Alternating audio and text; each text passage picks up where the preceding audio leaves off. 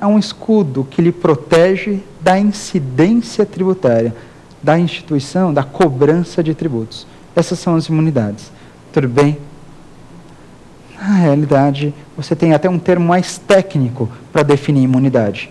Se você quiser escrever bonito mesmo, imunidade, o que é? Pelo menos um breve conceito de imunidade. Você pode dizer que as imunidades são regras de não incidência constitucionalmente qualificadas. Repito para você, hein? Mas só para você. As imunidades são regras de não incidência constitucionalmente qualificadas. Perfeito? Portanto, eu posso admitir, eu posso anotar aqui no meu caderno que todas as imunidades estão previstas no texto constitucional? Pode, sem erro. Todas as imunidades, sem exceção, estão descritas no texto da Constituição Federal. Ótimo, eu entendi, agora vamos lá um pouquinho mais adiante. Quando eu penso sobre imunidades, as imunidades afastam os tributos, tudo bem, eu entendi. Mas as imunidades afastam todos os tributos. Quando eu penso em imunidades, se eu estou imune a qualquer tributo, estou imune a imposto, estou imune a taxas, estou imune a contribuições? Olha que curioso. Será que você tem uma imunidade que vai te livrar da incidência de todos os tributos que existem no país? Fala aí, seria um sonho de consumo, hein? Imagina, você tendo na verdade, uma proteção por parte da Constituição que te livra do pagamento de qualquer tributo que tenha no país, que exista no país. Existe uma imunidade assim? Ou as imunidades funcionam dessa maneira? Não, não mesmo. Infelizmente, você não tem uma imunidade que venha a afastar todos os tributos existentes no país. O que você tem são imunidades que versam sobre impostos, tem outras imunidades que falam sobre taxas, como tem imunidades também que afastam a incidência de contribuições. Mas percebe, o que eu disse para vocês agora é que não há uma imunidade que afasta imposto, taxa e contribuição tudo ao mesmo tempo. Não, o que existem são imunidades que afastam impostos, mas também há imunidades que afastam taxas, e só taxas, como também existem imunidades que afastam contribuições, só contribuições, mas que afastam todos esses tributos ao mesmo tempo, isso infelizmente não existe. Agora vamos lá.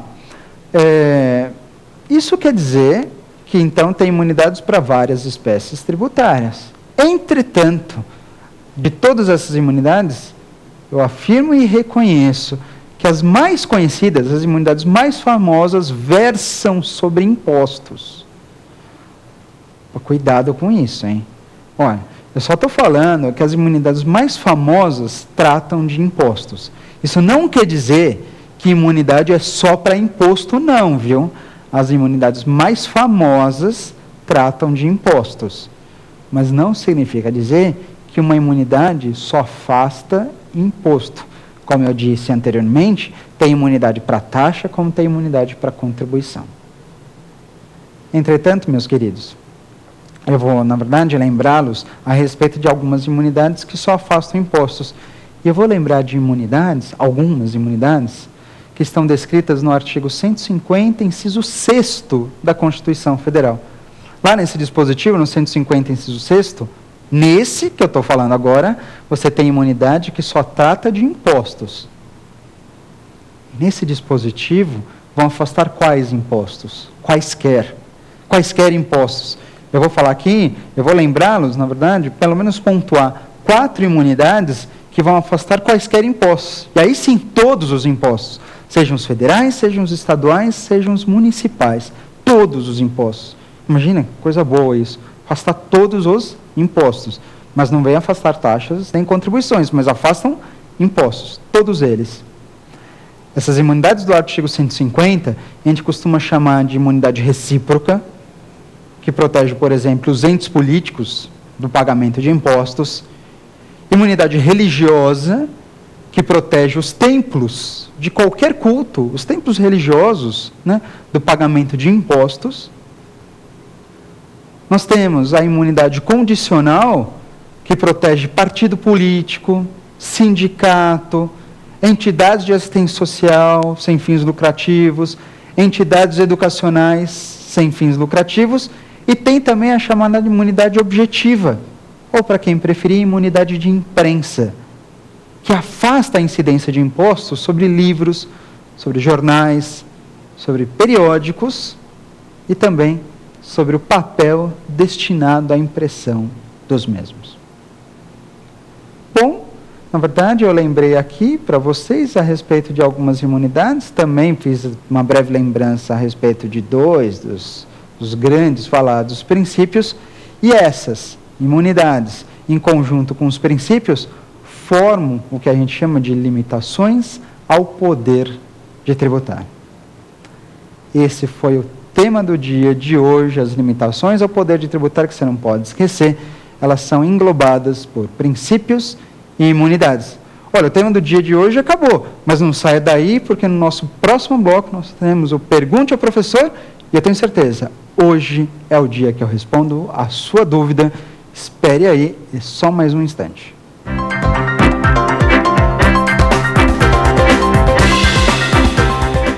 Está na hora de eu responder a sua dúvida. Chegou no segundo bloco, Pergunte ao Professor. E você sabe, né? Pergunte ao professor que você tem participado, enviando suas dúvidas para cá, suas perguntas, que você deve participar cada vez mais. Aliás, professor, como é que eu faço para participar? Primeira vez que eu quero participar nesse programa, na verdade, do Pergunte ao Professor. Você manda sua dúvida para o e-mail provafinal@lfg.com.br. Tudo bem? Vai aparecer o e-mail aí para você, provafinal@lfg.com.br. Encaminhe sua dúvida, eu respondo aqui no ar para você. Além disso, você sabe que você pode acessar esse e outros conteúdos no nosso site também, o www.lfg.com.br. Tudo bem? Então participe, estou aguardando pelas suas dúvidas aqui, estou ansioso para respondê-las. Tudo bem, agora então vamos começar, vamos partir direto para as nossas perguntas, para ver se na verdade é hoje, aliás, é hoje sim um dia de eu responder a sua. Vamos lá? Primeira pergunta. Professor, o artigo 14 do Código Tributário Nacional estabelece imunidades?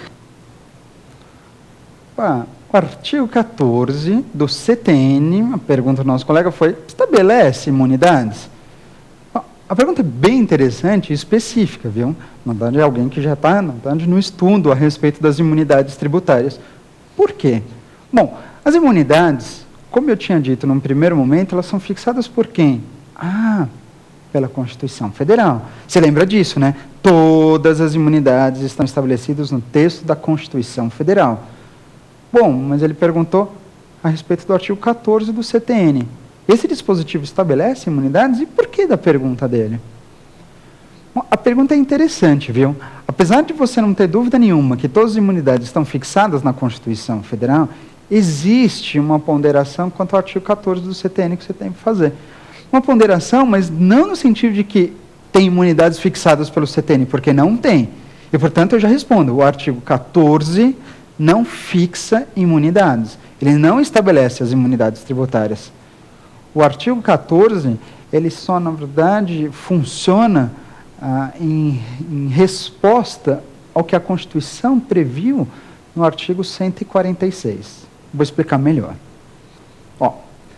A Constituição Federal, então, ela disse que existem alguns temas de ordem tributária que devem ser fixados por lei complementar. No artigo 146, você tem um dado inciso informando o seguinte, que cabe à lei complementar regular as limitações constitucionais ao poder de tributar. É isso mesmo. De acordo com a Constituição, lá no artigo 146, cabe à lei complementar regular as limitações constitucionais ao poder de tributar. E, ora, que limitações ao poder de tributar são essas? Bom, a Constituição está versando, portanto, sobre princípios e sobre imunidades. Mas, então, é a lei complementar que fixa os princípios e imunidades? Não. Princípios e imunidades são fixados pela Constituição Federal. A lei complementar apenas regula as limitações ao poder de tributar, ela apenas regula, ela apenas mostra como devem funcionar os princípios e as imunidades. No artigo 14, o dado é interessante porque ele vai mostrar para a gente o significado da expressão sem fins lucrativos. Lembra que no nosso tema do dia eu disse o seguinte, num determinado momento, que as entidades de assistência social